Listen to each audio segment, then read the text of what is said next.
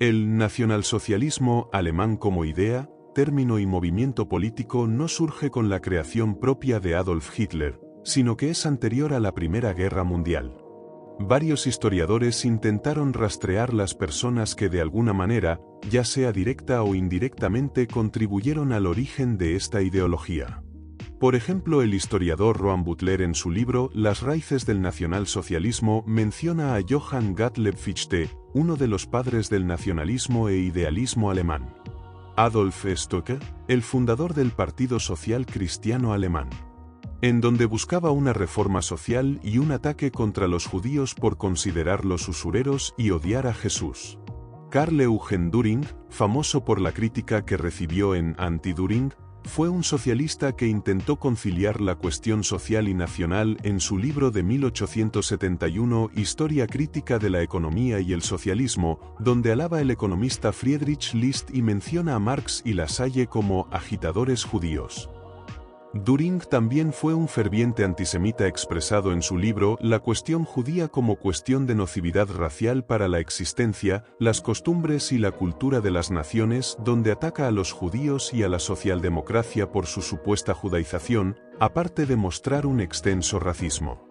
Roland Butler también menciona a los teóricos del llamado socialismo de Estado, como el economista Karl Robertus, también a Gustav von Smoyer, líder de la generación joven de la escuela historicista alemana de economía, rivales de la escuela austriaca, llamados despectivamente socialistas de cátedra, y por último a Ferdinand Lassalle, uno de los padres de la socialdemocracia alemana, que a pesar de tener origen judío, fue muy patriota. Esto se ve reflejado en un discurso que pronunció en honor a Fichte en mayo de 1862, abro comillas. Esos discursos a la nación alemana constituyen uno de los más poderosos monumentos de fama que posee nuestro pueblo y que, en profundidad y fuerza, superan con creces todo lo de este tipo que nos ha llegado de la literatura de todos los tiempos y pueblos. Cierro comillas. Lasalle fundaría en 1863 la Asociación General de Trabajadores de Alemania, ADAP, sería el primer partido obrero de masas en Alemania, y luego se fusionaría con el Partido Socialdemócrata Obrero de Alemania en 1875. Su fusión condujo a la creación del Partido Socialista Obrero de Alemania y que eventualmente se convertiría en el famoso y aún influyente Partido Socialdemócrata de Alemania, SPD. Sin embargo, esta fusión no fue aceptada por todos los miembros de la ADAP, lo que resultó en un movimiento escindido que conservó el nombre y reivindicó ser el verdadero heredero de la filosofía lasalleana de la ADAP original. Inherente a este lasalleanismo, había ciertas tendencias nacionalistas. La ADAP escindida apoyó abiertamente las leyes antisocialistas de Bismarck y estableció vínculos con el movimiento pangermánico como se mencionará más adelante.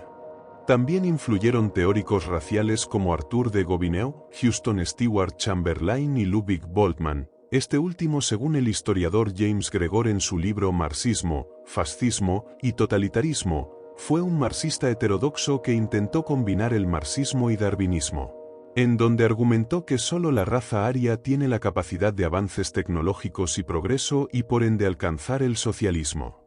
Según James Gregor, Boltzmann fue uno de los principales ideólogos que darían lugar al nazismo alemán. Por otro lado, historiadores como Isai Landa señalan que el nazismo tiene sus orígenes en la Revolución Conservadora de 1918, representado en el socialismo prusiano de Oswald Spengler, en el cual su socialismo, según Landa, solo fue un conservadurismo nacionalista y capitalista. Si bien en ambos casos tienen algo de razón y como ya se empezara a intuir, el nazismo viene tanto de la izquierda como de la derecha, pero si queremos rastrear los orígenes del movimiento nazi de manera más concreta, tenemos que rastrear los orígenes en base a sus primeros movimientos políticos y esta se encuentra en el Imperio Austrohúngaro.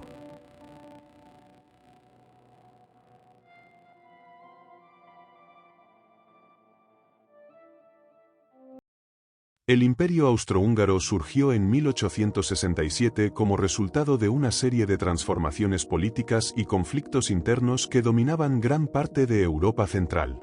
A mediados del siglo XIX, el imperio enfrenta crecientes tensiones nacionalistas, especialmente por parte de los húngaros, que buscaban mayor autonomía dentro de la monarquía. Tras la derrota austríaca en la Guerra Austro-Prusiana de 1866, que debilitó su influencia en los estados alemanes, el emperador Francisco José se vio obligado a negociar con las élites húngaras para preservar la estabilidad del imperio.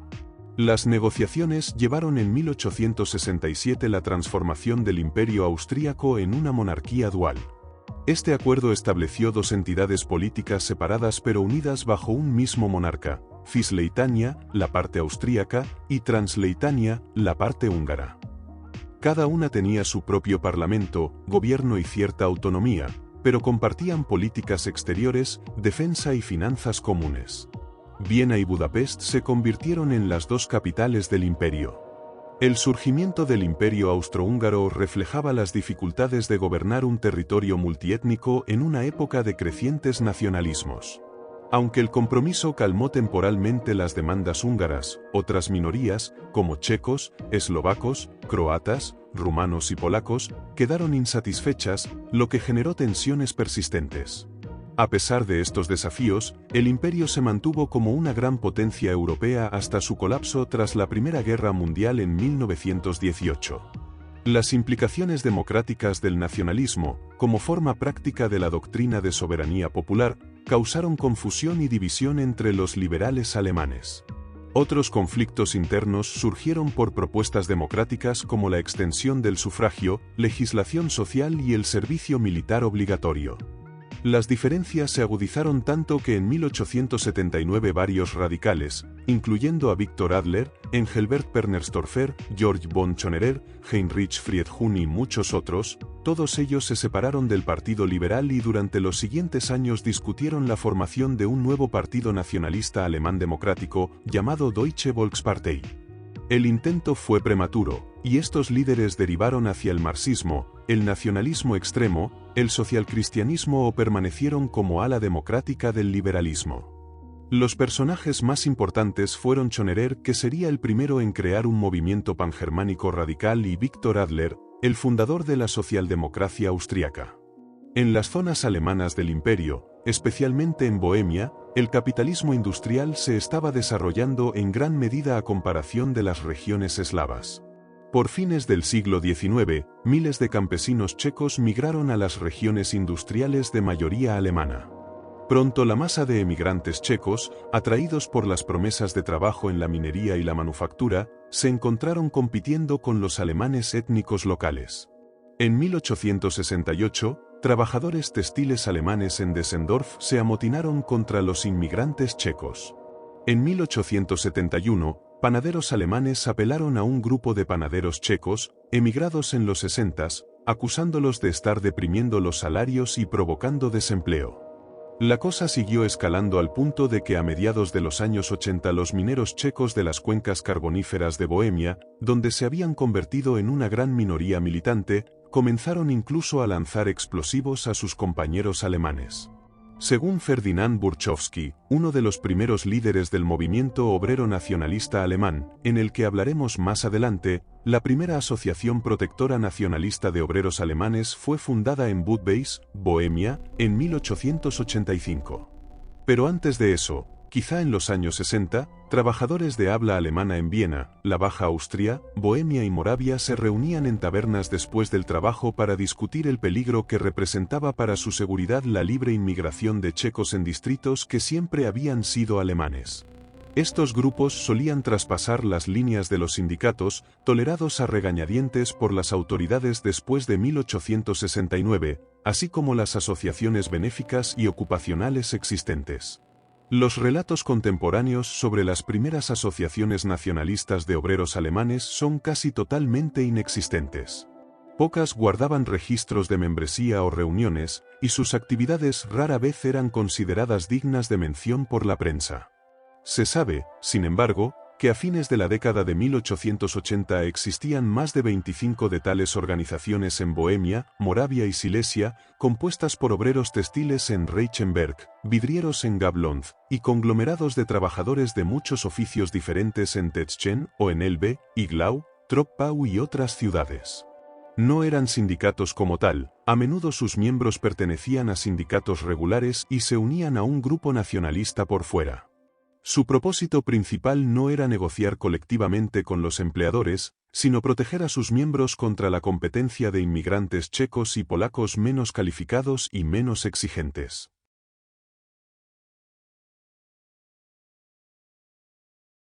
Georg Ritter von Schonerer fue un político austríaco radical y líder del movimiento pangermánico en el Imperio Habsburgo, durante finales del siglo XIX y principios del XX. Nacido en 1842 en una familia aristocrática, Schonerer se convirtió en una figura clave del nacionalismo alemán en Austria, promoviendo la unificación de todos los territorios de habla alemana bajo el liderazgo de Alemania, el llamado Anschluss. Su ideología combinaba un ferviente pangermanismo, donde su idea central de Schonerer era la importancia abrumadora de la raza en el destino humano.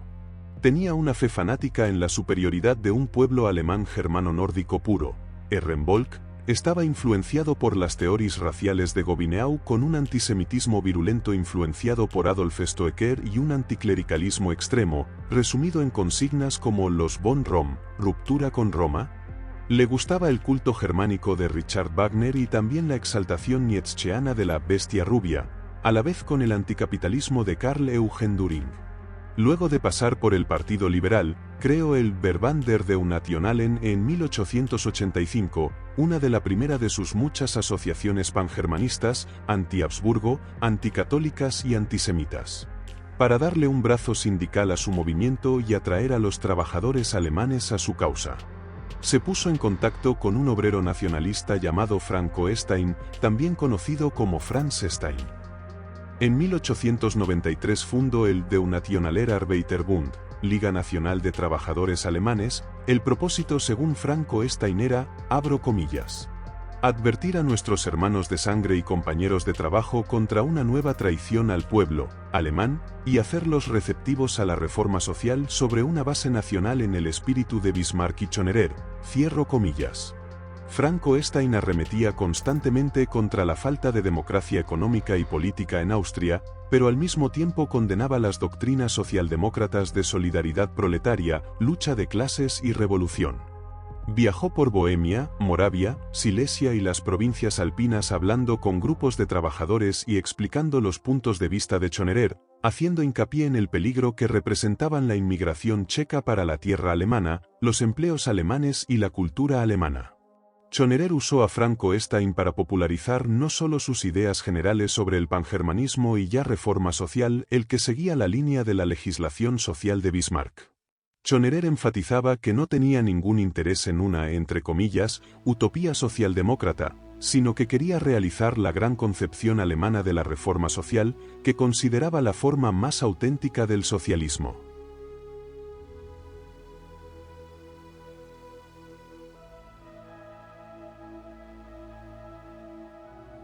El Partido Socialdemócrata Austriaco se fundó en 1888 por Viktor Adler. El partido tenía su sede y su principal fuerza a principios de siglo en Viena y no representaba realmente a todo el movimiento obrero austriaco.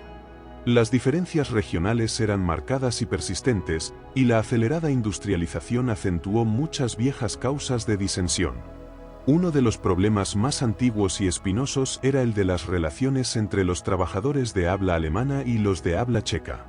Un número creciente de checos se incorporaba a la fuerza laboral industrial y a los sindicatos justo cuando el movimiento obrero caía bajo la dirección de los marxistas vieneses, orientados hacia lo alemán. Los líderes de Viena, a pesar de sus sinceros esfuerzos por ser justos, a menudo mostraban intolerancia hacia las quejas de los trabajadores checos. Muchos de ellos consideraban a los austroalemanes como el ala ilustrada y progresista del proletariado y a los eslavos como un grupo ignorante y reaccionario.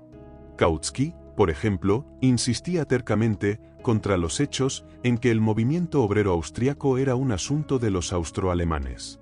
Otro ejemplo es el socialista Engelbert Pernerstorfer, que incluso declaraba ser abiertamente nacionalista. La entre comillas cuestión nacional resultó tan divisiva para el partido que en 1897 se dividió en 6 partidos socialdemócratas separados, aunque teóricamente unidos, uno por cada uno de los principales grupos étnicos representados en el imperio.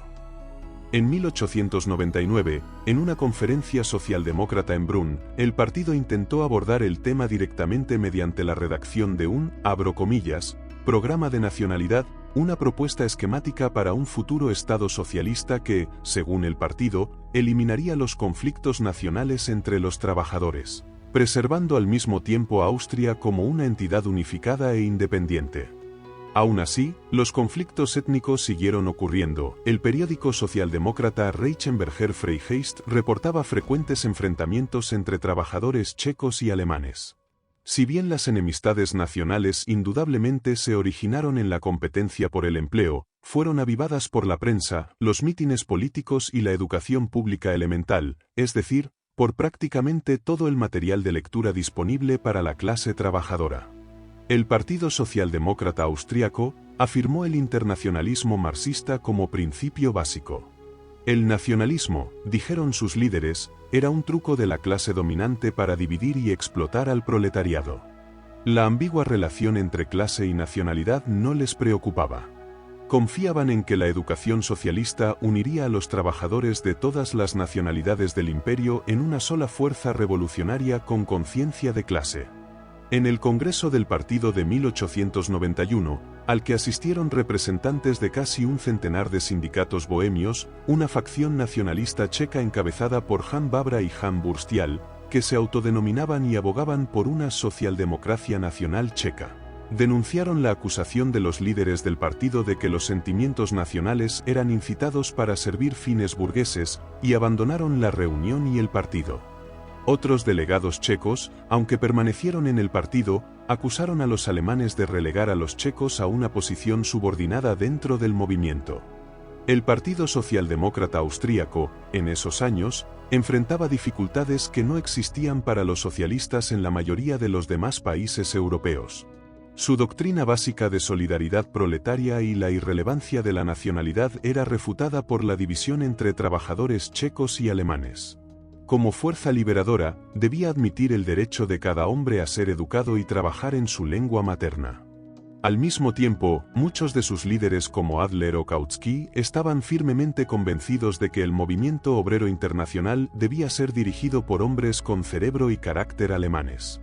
Friedrich Stampfer, portavoz del ala Beton Deutsch, enfáticamente alemana, de la socialdemocracia austríaca, escribió en el periódico Leipziger Volkszeitung que se oponía a la democracia política porque significaba entregar el país a los eslavos y a los clericales. En el Congreso de 1897, muchos socialdemócratas checos abandonaron el partido y fundaron el Partido Nacional Socialista Checo, Ska Strana Narodna Socialny, y adquirió un gran número de seguidores.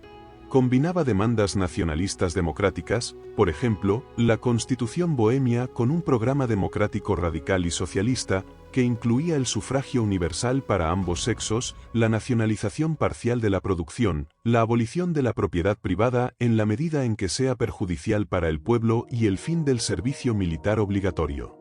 Aunque nominalmente socialista, era antimarxista en su reconocimiento de los derechos nacionales históricos. Los paneslavistas extremos se unieron al partido en masa. La mayoría de los líderes socialdemócratas alemanes en Bohemia intentaron frenar el crecimiento del nacionalismo entre la clase obrera. Sin embargo, dos trabajadores alemanes dentro de sus filas, uno llamado Ferdinand Burchowski y el otro llamado Ludwig Vogel, vieron en el nacionalismo una oportunidad para impulsar un movimiento obrero de masas. En abril de 1898, ambos se reunieron para representar a miles de trabajadores que se convirtieron en nacionalistas y fundaron el Verband der Deutschen Gehilfen und Arbeitervereinigungen Österreichs, esta organización conocida en forma más corta como Maris-Strubauer Verband, se creó con el objetivo declarado de proteger y educar a la mano de obra alemana en Bohemia y Moravia. Esta organización funcionaba formalmente como una sociedad benéfica que ofrecía seguros para entierros, enfermedades, desempleo y viajes. Sus miembros y asociaciones afiliadas pagaban pequeñas cuotas semanales. No obstante, Burchowski aspiraba a convertirla en el núcleo de un fuerte movimiento obrero nacionalista. Otros dos individuos que venían de la clase trabajadora se unieron a su organización, Hans Nirsch y Alois Ziller. Burchowski denunciaba los efectos perjudiciales de la inmigración checa y advertía a los obreros alemanes que no debían esperar favores de los empresarios alemanes, quienes, como todos los patrones, buscaban explotar a sus empleados. Argumentaba que los trabajadores alemanes debían organizarse tanto contra los empresarios así como contra los checos y eslavos. Además, acusaba al Partido Socialdemócrata de promover la entrega de empleos y hogares alemanes a los checos en nombre del internacionalismo marxista.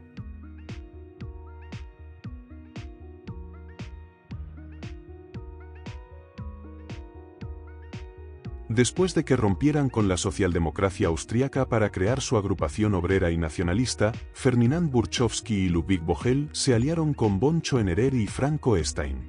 Aprovechando la ola del nacionalismo obrero y la popularidad personal de Schoenerer, Stein lanzó entonces un llamado a los trabajadores alemanes nacionalistas de Austria para enviar representantes a un congreso. En respuesta, entre 200 y 300 delegados, representando al menos a 4.000 trabajadores, aunque algunas fuentes señalan una cifra considerablemente mayor, se reunieron en la ciudad de Eger el 14 de mayo de 1899. La mayoría provenía de los distritos industriales del norte de Bohemia, el resto venía de Viena y otras ciudades de la Baja Austria, e incluso de Múnich y Berlín en el Reich alemán. Representaban a trabajadores de muchas industrias: minería, textiles, vidrio, cerámica, joyería, construcción, productos químicos, papel, ropa, madera y metales, así como a personal de tabernas, empleados de tiendas y trabajadores del gobierno. El objetivo del Congreso, según lo concebían los delegados, era unir a todos los trabajadores alemanes en una organización lo suficientemente fuerte como para superar la competencia checa. Lo que Stein evidentemente esperaba lograr en Eger era crear para Schoenerer un cuerpo de apoyo obrero eficazmente organizado que pudiera dominar la Quinta Curia. Hans Nierk, un obrero asociado con Burchowski ya mencionado anteriormente, propuso a los delegados del Maris-Trubauer Verband enviar saludos a Schoenerer, abro comillas. El Führer del pueblo alemán de la Ostmark, cierro comillas. La moción fue aprobada unánimemente entre gritos de «Siga y él». Luego se adoptó una moción que juraba lealtad a Schoenerer y declaraba que los objetivos sociales y políticos de las organizaciones representadas estaban formulados en el programa de Linz.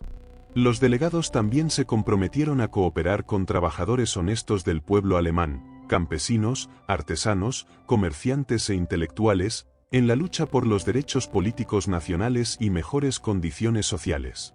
Se llegó a un acuerdo sobre un programa de 25 puntos, cuyos aspectos más destacados fueron la exclusión de los checos, mejoramiento de la calidad de vida del trabajador alemán, la unión de los alemanes como, abro comillas, Volksgenossen, que significa en español camarada del pueblo, un término que sería usado posteriormente por los hitlerianos, y también la nacionalización de sociedades por acciones, minas y ferrocarriles.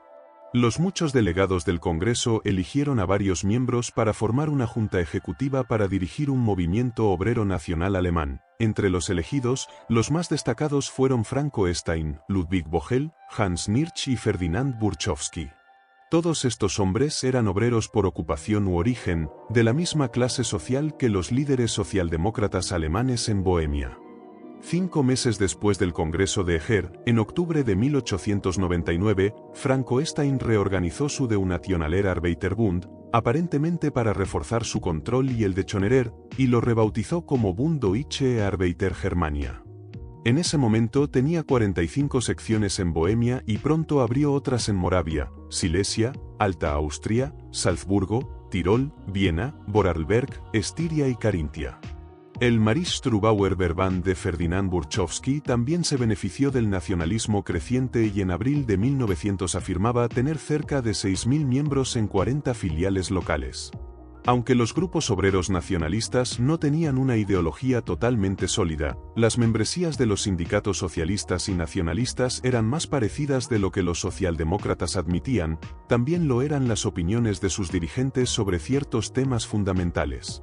Ferdinand Burchowski y otro líder obrero nacionalista llamado Walter Gattermayer, como muchos otros, coincidían con los socialdemócratas que la causa fundamental del sufrimiento obrero era por el capitalismo. Estos nacionalistas no tenían intención de servir a los empleadores como rompehuelgas ni de liderar un movimiento entre comillas amarillo. Pero dado que la amenaza inmediata para los trabajadores alemanes era la competencia de los checos, los obreros nacionalistas creían que debía ejercerse presión no solo sobre los empresarios, sino también sobre los checos y eslavos. Después de 1901, von Schonerer aparentemente renunció a toda ambición, si es que alguna vez la tuvo seriamente, de liderar un poderoso movimiento obrero de masas. En sus discursos públicos abandonó su anterior y estimulante defensa de la libertad y la democracia, y pasó a exaltar el culto al Deutum, germanidad.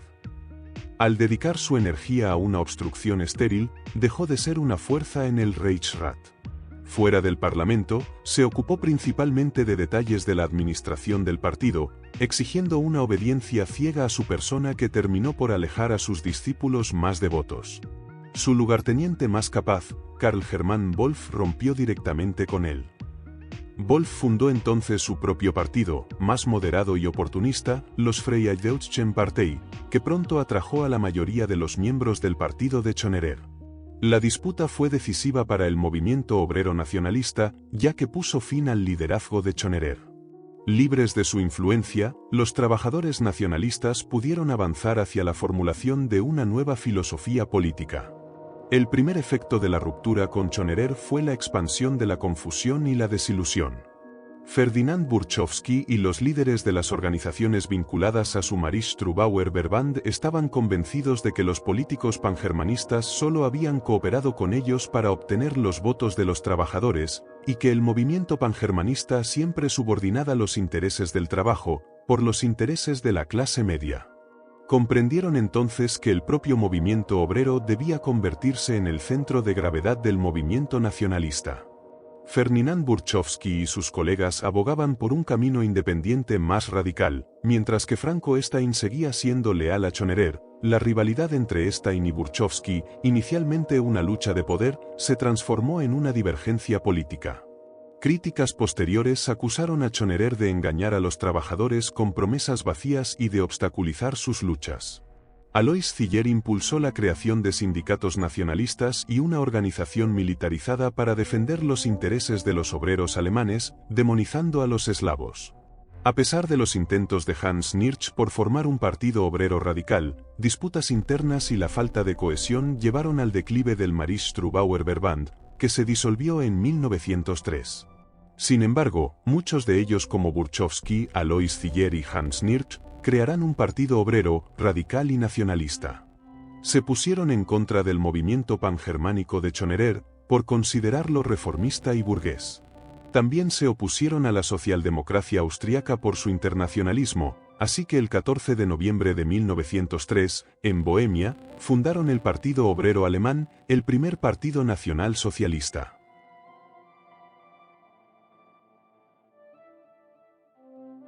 Los trabajadores nacionalistas, cansados del internacionalismo de la izquierda socialdemócrata y el reformismo oportunista de la derecha pangermanista, se reunieron en Trautenau en 1903 y fundaron el Deutsche Arbeiterpartei, Partido Obrero Alemán.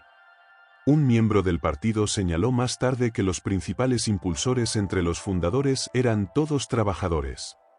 El comité directivo estaba compuesto por Ferdinand Burchowski, Alois Ziller, Hans Nirsch.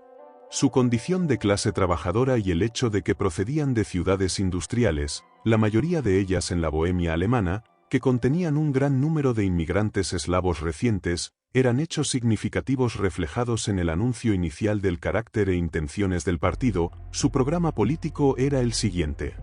El objetivo político general, declaraba, era el desarrollo libre de la nacionalidad, es decir, un Estado que fuera democrático y alemán.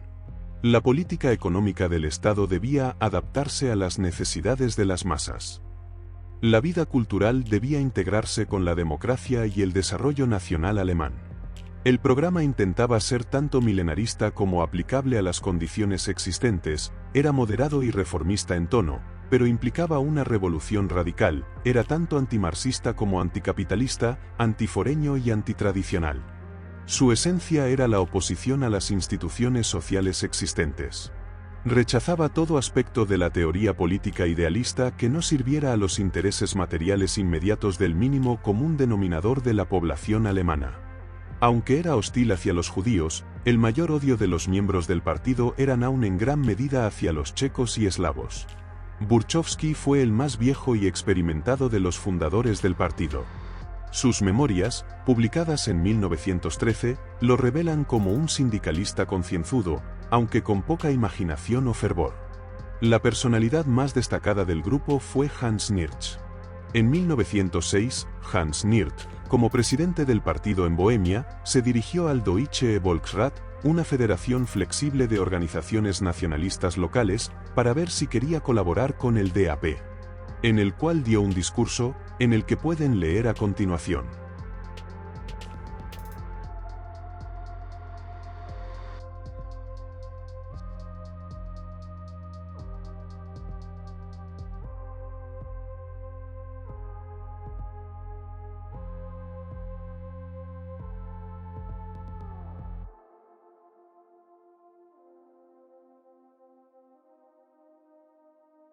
En 1909 se unieron dos nuevos reclutas al partido que serán importantes para el futuro. Uno de ellos fue Rudolf Jung, un trabajador ferroviario nacido en Plas, Bohemia. Parte de su juventud la pasó en Iglau, un enclave de habla alemana en Moravia, donde había tensiones entre los trabajadores ferroviarios checos y alemanes desde 1880. Y Walter Riel, un ex socialdemócrata, se describía a sí mismo como un socialista revisionista, y la razón de unirse al partido fue porque lo veía como una síntesis entre socialismo y nacionalismo. Rudolf Jung y Walter Riel fueron escalando en la jerarquía del partido y junto con Hans Niertz, los tres se convirtieron en las figuras claves del movimiento. En 1912, Rudolf Jung y Walter Riel emprendieron la revisión de la declaración del partido sobre su filosofía política fundamental. En septiembre de 1913, el Congreso del Partido, celebrado en Iglau, Moravia, una isla lingüística alemana en declive, aprobó sus modificaciones. El preámbulo del programa de Iglau, escrito por Walter Riel, decía lo siguiente, abro comillas, las enseñanzas de Marx sobre el internacionalismo fueron y son erróneas, y causan un daño inconmensurable a los alemanes de Europa Central. Los trabajadores tienen un interés especial en mantener y aumentar el espacio vital, Lebensraum, de su propia nacionalidad. Hoy en día, no son los caprichos de los príncipes los que provocan conflictos entre los pueblos, sino la competencia económica. Especialmente en los países más desarrollados, ha habido una demanda de mano de obra, y los trabajadores extranjeros de menor cultura a menudo han desplazado a los antiguos habitantes establecidos. Este desarrollo concierne sobre todo a los alemanes. La socialdemocracia en Austria es un hijo del Reich alemán, y se suponía que sus principios internacionalistas serían puestos a prueba aquí. La estructura teórica del marxismo colapsó completamente bajo los golpes de la realidad en este lugar. Solo pobres diablos sin nación de lengua alemana les son fieles, para su propio perjuicio.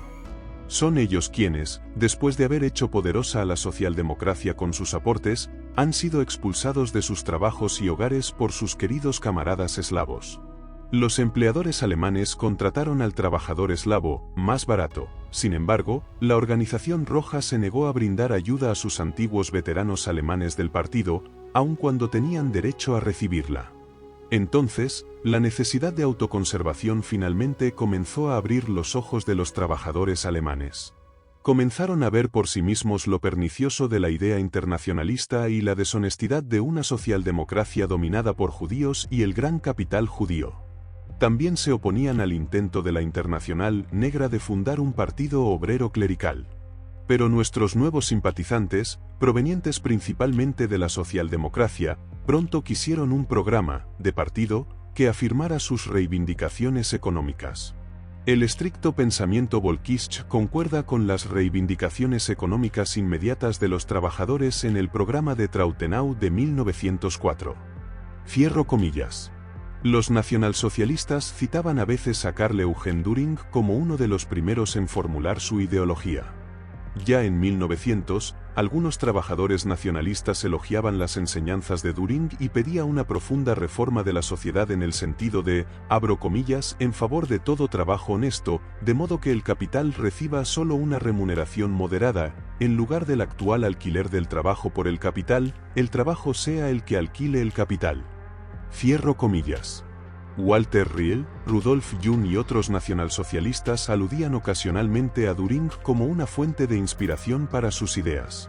Para inicios de la Primera Guerra Mundial, el partido se paralizó ya que muchos de los integrantes tuvieron que servir en el ejército, otros trataron de evitarlo.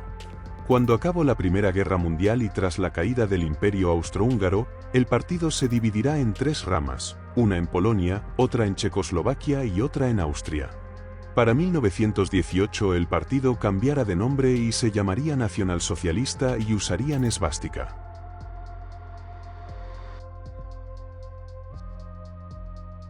Desde hacía algún tiempo, los miembros y simpatizantes del Partido Obrero Alemán eran conocidos como nacionalsocialistas.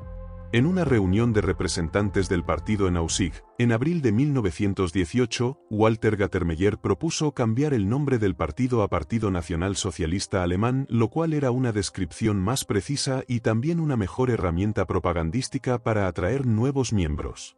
Walter Gattermeyer fue un líder sindical excepcionalmente combativo que más tarde encabezó todos los sindicatos nacionalistas en la recién formada República de Austria y ayudó a movilizar apoyo político para Hitler entre los trabajadores austríacos.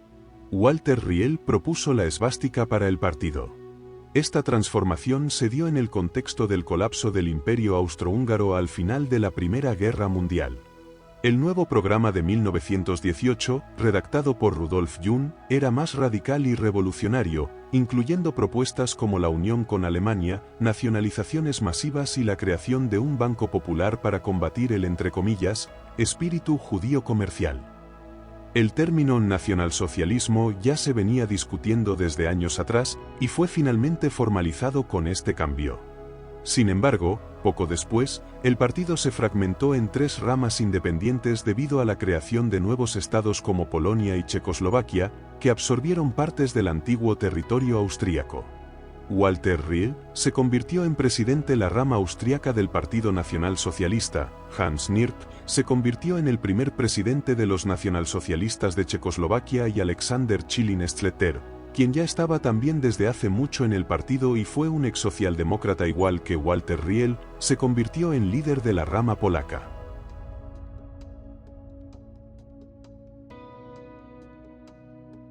Rudolf Jung, un personaje olvidado por la historiografía, consideraba que el movimiento carecía de una guía doctrinal integral que situara al nacionalsocialismo dentro de una narrativa histórica más amplia y profunda en sus fundamentos teóricos.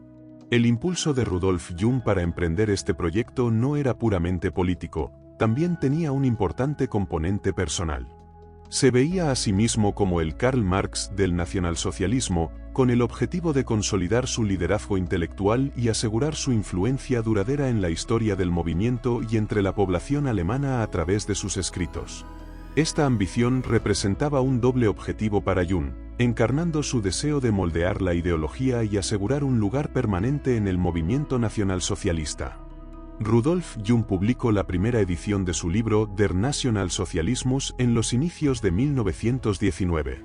Su libro estableció un marco intelectual fundamental para la ideología nacionalsocialista, fusionando un enfoque más breve y menos teórico que el Capital de Marx con un rico tapiz de ideas extraídas de las tradiciones socialdemócratas y pangermánicas, y de una amplia variedad de pensadores, entre ellos Paul de Lagarde, Friedrich List, Houston Stewart Chamberlain, Ludwig Boltzmann, Paul Lenz, Eugen Karl Düring, Georg Ritter von Schonerer, Oswald Spengler, Silvio Gesell, Ferdinand Lassalle, Werner Sombart, Friedrich Naumann, Ludwig Feuerbach, Johann Karl Robertus y Fichte.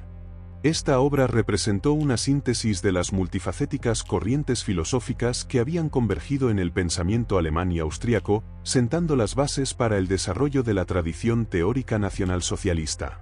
A pesar de su relativa oscuridad en el debate contemporáneo, la contribución de Jung fue crucial, precediendo e influyendo en los textos seminales nacionalsocialistas posteriores de Gottfried Feder, Adolf Hitler y Alfred Rosenberg.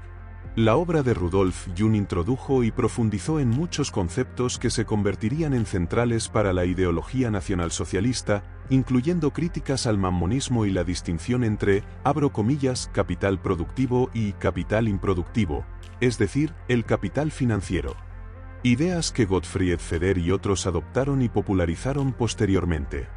La publicación de Rudolf Jung se erige como una piedra angular de la teoría política nacionalsocialista, una joya olvidada en su legado conceptual.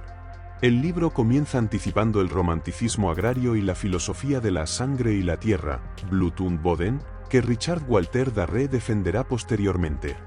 Partiendo de la tradición Volkisch, Jung articula una visión de la historia alemana donde la vida campesina medieval, idealizada por su armonía, se vio erosionada por influencias extranjeras.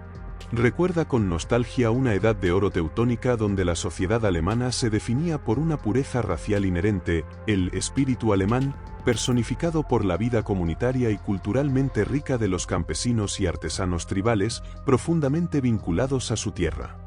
Jung argumenta que la introducción del derecho romano, con sus orígenes abstractos y entre comillas, orientales, y el capitalismo, imbuido de un entre comillas, espíritu judío, iniciaron el declive de este idílico orden social. La noción de un espíritu judío capitalista fue también compartida por Dietrich Eckart, mentor de Hitler. Gregor Strasser amplió la definición inclusiva de Jung de las clases trabajadoras para abarcar a todos los que participan en el trabajo productivo. Estos conceptos, que enfatizaban la dignidad del trabajo y una comunidad de trabajadores productivos, se convirtieron en elementos centrales de la retórica del partido nazi.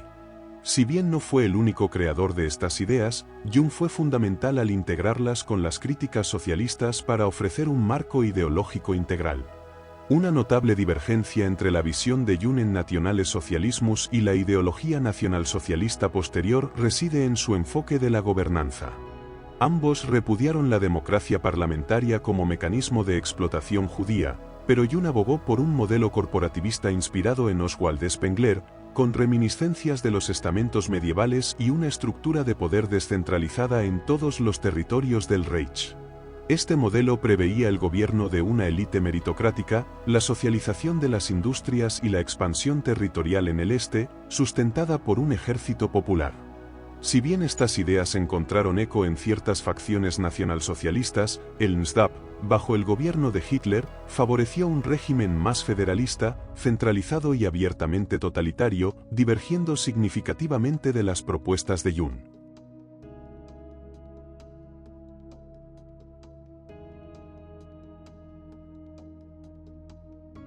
El primer partido nacionalsocialista en el Estado alemán fue el Partido Socialista Alemán, fundado por Alfred Brunner en 1918.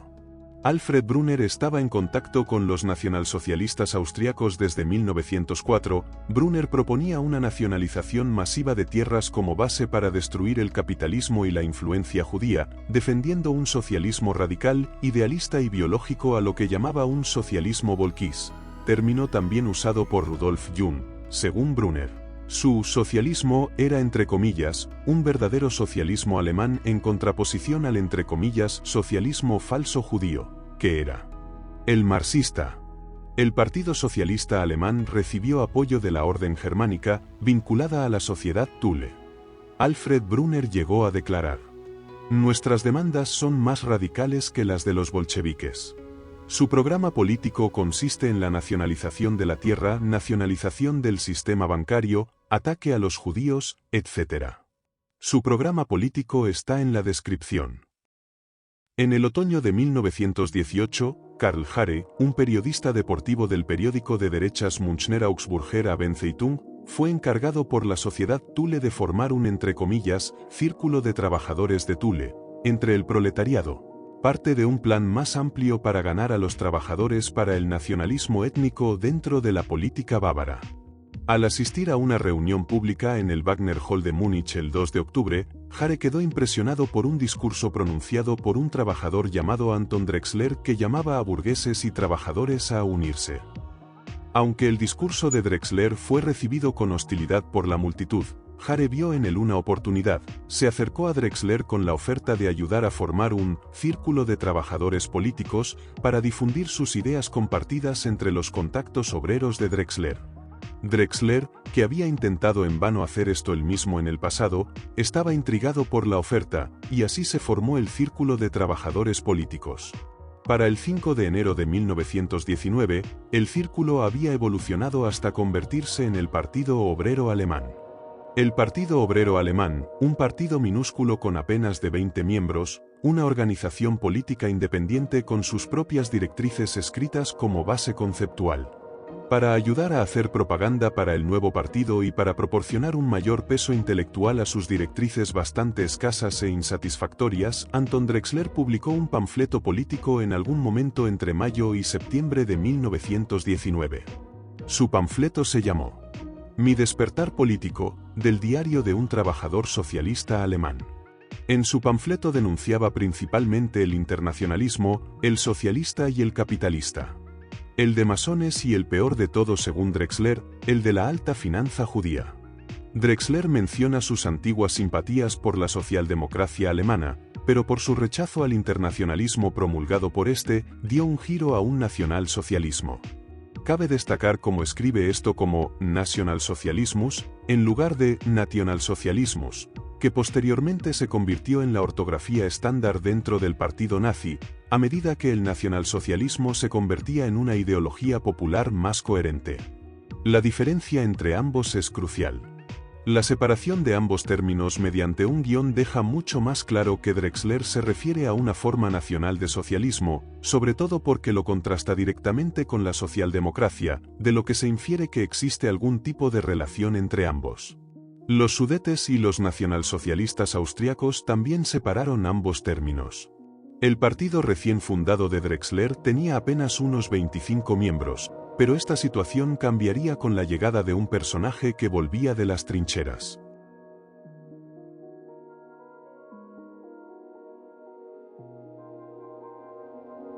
Al regresar de las trincheras en 1918, Adolf Hitler no tenía una ideología claramente definida, contrariamente a lo que afirmará más tarde en Mein Kampf. Aunque su odio hacia la monarquía de los Habsburgo y su deseo de una Alemania unida eran evidentes, sus ideas políticas fluctuaron entre corrientes de izquierda y derecha. No mostraba un antisemitismo abierto, no hubo tensiones registradas con los soldados judíos de su regimiento, y su rechazo al internacionalismo no se dirigía específicamente contra los socialdemócratas, sino contra cualquier ideología que cuestionara la primacía de la nación, incluyendo el capitalismo internacional, el socialismo internacional y el catolicismo transnacional. Tras la guerra, Hitler permaneció en su unidad, en lugar de oponerse al nuevo orden revolucionario, colaboró con él. Asistió al funeral de Kurt Eisner, líder socialista y judío asesinado en 1919, y fue elegido representante, Vertrauensmann, de su unidad en los consejos de soldados y obreros, un cargo vinculado al gobierno revolucionario de izquierdas. Incluso se le atribuyó dar discursos en defensa de la República. Su conducta no reflejaba la de un contrarrevolucionario, sino más bien la de alguien que, al menos públicamente, se adapta al clima político predominante en Múnich, donde la mayoría de los soldados apoyan a partidos de izquierda. Según varios testigos y declaraciones de él mismo, Hitler en el periodo revolucionario fue un socialdemócrata moderado.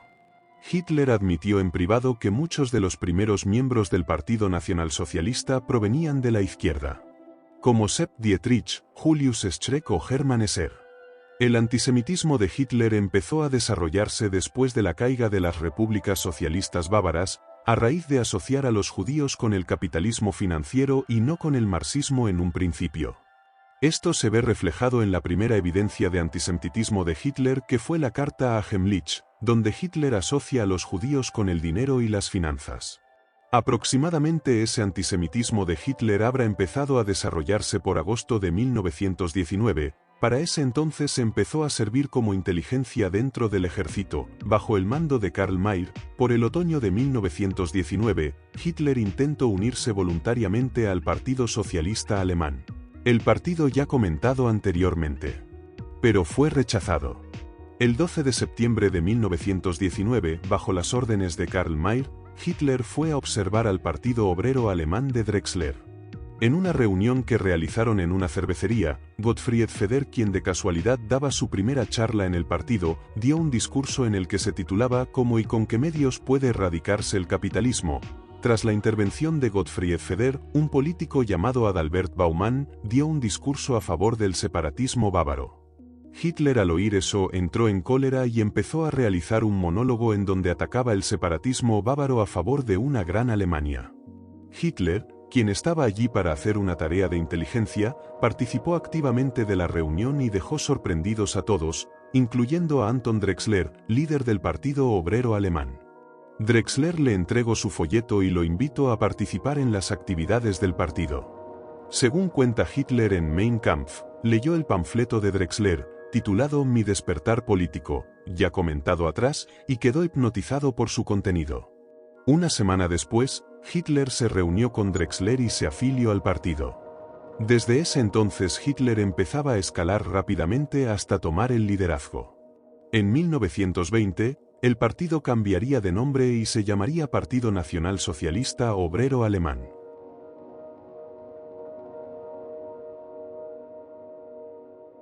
Todos los partidos nacionalsocialistas se reunieron en Austria el 7 y 8 de agosto de 1920 en la llamada y poco conocida Conferencia de Salzburgo. El objetivo era unir a los partidos nacionalsocialistas de Austria, Polonia y Checoslovaquia, junto con el Partido Socialista Alemán de Brunner y el Partido Nacionalsocialista Obrero Alemán de Drexler y Hitler en un partido interestatal con un programa político único y compartido.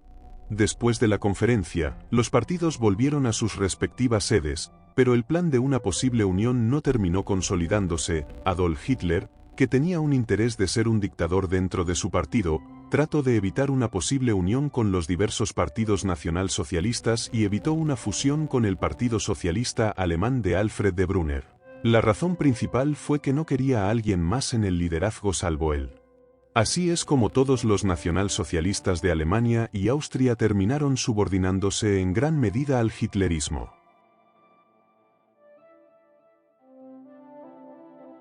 El nacionalsocialismo era el vástago de dos grandes corrientes políticas del siglo XIX.